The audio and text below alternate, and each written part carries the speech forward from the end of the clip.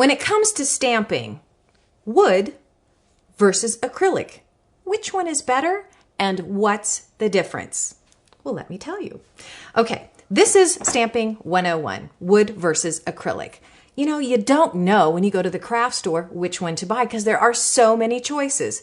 Well, let's take a look at the wood stamps. They are beautiful. And a lot of people actually like to collect them because they are so pretty. I mean, sometimes you'll find wood stamps that look like this and all the different colors and everything, but when you go to stamp it, it's like, well, that's kind of plain. Well, that's because it takes some work to get it to look like that. But you have to know which one you feel more comfortable with. So wood stamps, let me just tell you, first of all, take up a lot of space. There are 30 stamps in this container alone versus acrylic stamps, which look like this. There are about 50 stamps here, plus, in addition to that, the entire alphabet just right here. So this versus this, when it comes to storage, that's an issue, that by itself. Okay, but wood stamps also can give you some amazing detail. As a matter of fact, if we turn this one around, you'll be able to see how detailed you can get. All right, matter of fact, I want to give you just a little demonstration here. I'm going to take this stamp right here, and I'm going to put it on my paper right over here. And no matter what you're using, wood or acrylic, it's really, really important that you have a nice flat surface to work on. So there you go. You can see the detail you can get in a wood stamp. Can you get that in an acrylic stamp? Perhaps. I'm not sure if you can get quite this detailed. So that's a pro, I think, when it comes to wood stamps. Now, one little tidbit of information is that not all wood stamps are created equal. You can buy inexpensive wood stamps and you can buy very expensive wood stamps. But you can also buy, which I find these kind of cool, wood blocks. Now look at this, 4 images on one wooden block, which I think is brilliant. I love this idea. So that will help save a little storage space too. But you gotta look for these. These come from Judikins, actually. Okay, so the acrylic stamps. Now, like I said, I have a whole pile of them here. When it comes to working with acrylic stamps, you need one important tool, and that's an acrylic block. And what you do is you can peel on and off your images. So one block, or perhaps 2, coming in different shapes, depending on what size stamps you buy, but you can peel off your image, store it, and then peel off another image, and you're ready to stamp. So personal preference on that one. Okay, so let's talk about cleaning your stamps. Now, what I like to do is I like to keep baby wipes on the table, and you want to make sure they're alcohol-free. Most baby wipes today are. But if you keep your baby wipes on the table, then that way when you stamp your image, you can immediately, I just keep a little wipe right here, clean it off, and look at that. Then you can store it away.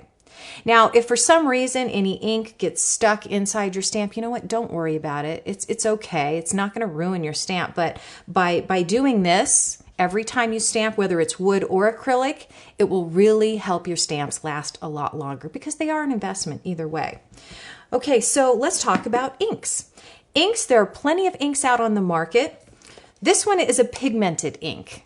And you can see it has multiple colors in just this one package. You can buy the stamp pads all by themselves in colors, or you can buy them in what we call a color wheel. And the pigmented inks have more of an intense color to them as opposed to the flat stamps, the solvent stamps.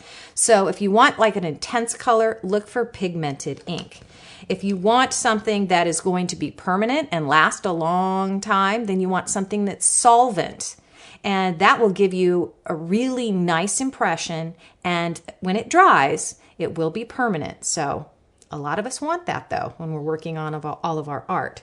So when it comes to cleaning, if the baby wipe doesn't work, or if you really, really want to make sure that all of your stamps stay nice and clean, I really like this. This is called Grandma's Spot Remover. And I'll tell you what, it works really great. It's non-toxic and alcohol-free and will definitely do a good job cleaning your stamps.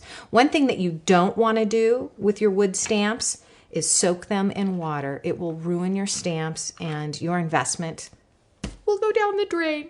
So, one other tool I want to show you when it comes to wood versus acrylic.